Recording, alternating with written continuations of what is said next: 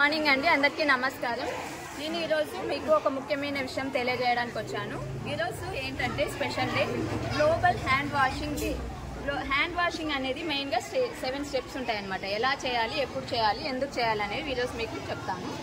Main గా liquid గాని మనకి అందుబాటులో ఉన్నది సోప్ కానీ సోప్ లిక్విడ్ కానీ సోప్ సొల్యూషన్ కంటెంట్ ఏది ఉంటే మన దగ్గర అవైలబిలిటీలో అది తీసుకొని మనం హ్యాండ్స్ మీద వేసుకొని ఫస్ట్ స్టెప్ వచ్చేసి హ్యాండ్స్ ని రబ్ చేయాలి।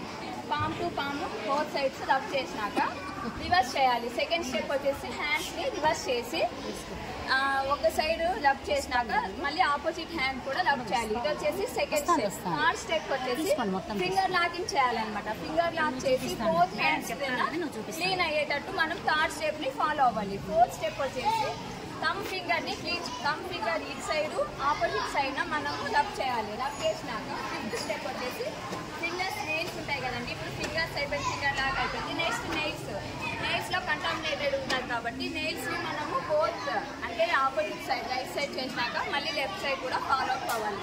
ఇది వచ్చేసి ఫిఫ్త్ స్టెప్।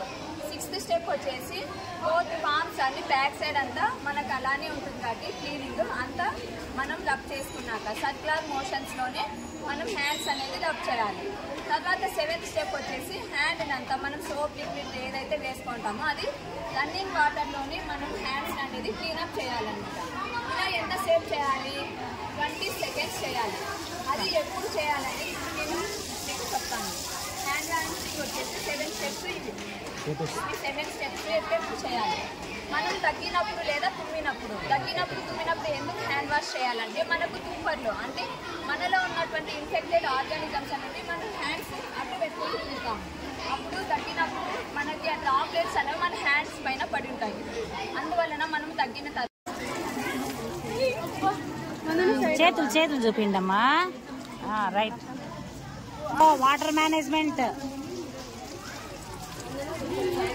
సూపర్ ఇక్కడేనా? నెక్స్ట్